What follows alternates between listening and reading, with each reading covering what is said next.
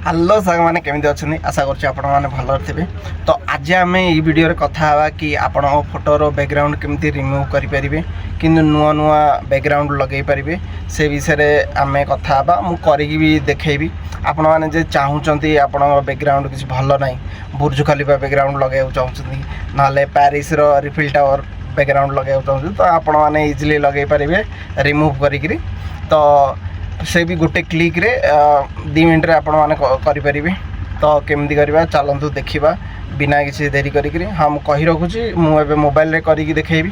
କାହିଁକିନା ଦେଖ, ବହୁତ ଲୋକ ଅଛନ୍ତି କି ଯାହା ପାଖରେ PC ଲ୍ୟାପଟପ୍ ନାହିଁ, ତ ସେଇମାନେ ଫୋନ୍ ହିଁ ୟୁଜ୍ କରିବେ। ତ ମୁଁ ସେଥିପାଇଁ ଫୋନ୍ରେ କରିକି ଦେଖେଇବି।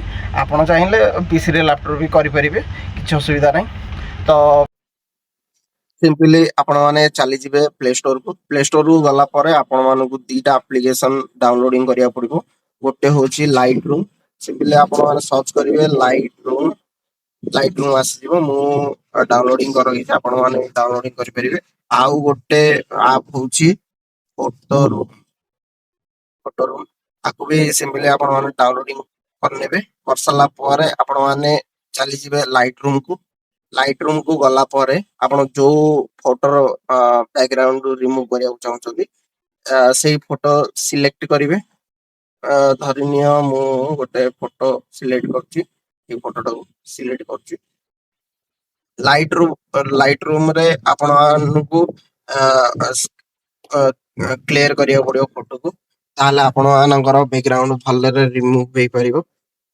ସିମ୍ପଲି ଆପଣମାନେ ଚାଲିଯିବେ ଡିଟେଲ୍ସକୁ ଗଲା ପରେ ନଏଜ୍କୁ ଚାଲିଯିବେ। ନଏଜ୍କୁ ଗଲା ପରେ ଆପଣ ସିମ୍ପଲି 19-20% କରିଦେବେ, 23% ସାର୍ପିଂ ଯାଇକିରି ସିମ୍ପଲି ଆପଣମାନେ ଏତିକି ରଖିନେବେ। ଆଉ 126, 130 ବି ଆପଣମାନେ ରଖିପାରିବେ। ରଖି ସାରିଲା ପରେ ସିମ୍ପଲି ଆପଣମାନେ ସେଭ୍ କରିନେବେ। Save copy to device click କରିବେ। କ୍ଲିକ୍ କରିସାରିଲା ପରେ ଆପଣଙ୍କ ଫଟୋ ସେଭ୍ ହେଇଯିବ ଗ୍ୟାଲେରୀରେ। ଟିକେ ଟାଇମ୍ ନବ ପ୍ରୋସେସିଂ। ସେଭ୍ ହେଇଯାଇଛି। ସେଭ୍ ହେଇସାରିଲା ପରେ ଆପଣମାନେ ସିମ୍ପଲି ଚାଲିଯିବେ ଫଟୋ ରୁମ୍କୁ ଗଲା ପରେ ଆପଣମାନଙ୍କୁ ଦେଖାଯାଉଥିବା ଗ୍ଲାସିସ୍ ହ୍ୱାଇଟ୍ କ୍ଲିକ୍ କରିବେ। କ୍ଲିକ୍ କରିସାରିଲା ପରେ ଯୋଉ ଫଟୋ ଆପଣମାନେ ଏଡିଟ୍ କରିଥିଲେ ଲାଇଟ୍ ରୁମ୍ରେ, ସେଇ ଫଟୋକୁ ସିଲେକ୍ଟ କରିବେ। ସିଲେକ୍ଟ କରିସାରିଲା ପରେ କିଛି ସେକେଣ୍ଡରେ ଆପଣ ରିମୁଭ୍ ହେଇଯିବ, ଫଟୋ ବ୍ୟାକ୍ଗ୍ରାଉଣ୍ଡ ରିମୁଭ୍ ହେଇସାରିଲା ପରେ ଆପଣମାନଙ୍କୁ ଦେଖାଯାଉଥିବ ବ୍ୟାକ୍ଗ୍ରାଉଣ୍ଡ ଉପରେ କ୍ଲିକ୍ କରିକିରି ଆପଣମାନେ କୋଉ କଲର ଯଦି ଲଗେଇବାକୁ ଚାହୁଁଛନ୍ତି ଆପଣମାନେ କଲର ଲଗେଇ ପାରିବେ। ନାଇଁ ତ ଆପଣମାନେ ଯଦି କୋଉ ଫଟୋ ଲଗେଇବାକୁ ଚାହୁଁଛନ୍ତି, ବୁର୍ଜ ଖଲିଫା ନହେଲେ ପ୍ୟାରିସ୍, ଯାହା ବି ଲଗେଇବାକୁ ଚାହୁଁଛନ୍ତି ସେମାନେ ଆପଣ ଡାଉନଲୋଡିଂ କରି ରଖିନେବେ। ରଖି ସାରିଲା ପରେ ଇମେଜକୁ ଯିବେ। ଇମେଜକୁ ଗଲା ପରେ ଆପଣମାନେ ସେଇ ଫଟୋ ସିଲେକ୍ଟ କରି ଲଗେଇ ପାରିବେ। ନହେଲେ ଆପଣ ଏଇ ଆପରେ ଦେଇଛି ବହୁତ ବ୍ୟାକ୍ଗ୍ରାଉଣ୍ଡ, ଯେମିତି ମୁଁ ଆକୁ ହୁଡ୍ ବାଲା ସେଟ୍ କରୁଛି, ଆପଣ ଏଇ ବ୍ୟାକ୍ଗ୍ରାଉଣ୍ଡ ଲଗେଇବେ। ହଁ, କିନ୍ତୁ ଦେଖନ୍ତୁ ଯୋଉ ପ୍ରୋ ଲେଖା ହେଇଛି ସେଇ ଫଟୋ ଆପଣମାନେ ବ୍ୟାକ୍ଗ୍ରାଉଣ୍ଡରେ ଲଗେଇ ପାରିବେନି, କାହିଁକିନା ସେଇଟା ପେଡ୍ ଆସୁଛି। ତ ଯୋଉ ପ୍ରୋ ଲେଖା ହେଇନି ସେଇ ଫଟୋ ଆପଣ ଲଗେଇ ପାରିବେ। ସିମ୍ପଲି ମୁଁ ଆକୁ ଲଗେଇବାକୁ ଚାହୁଁଛି, ତ ଲଗେଇ ପାରିବେ। ଆପଣ ଜୁମ୍ ଇନ୍ ଜୁମ୍ ଆଉଟ୍ କରିପାରିବେ। ଆପଣଙ୍କ ଫଟୋକୁ ସିଲେକ୍ଟ କରିକି ଫଟୋକୁ ବି ଜୁମ୍ ଆଉଟ୍ ଜୁମ୍ ଇନ୍ କରିପାରିବେ। ଆପଣମାନେ ଏମିତି କରିପାରିବେ।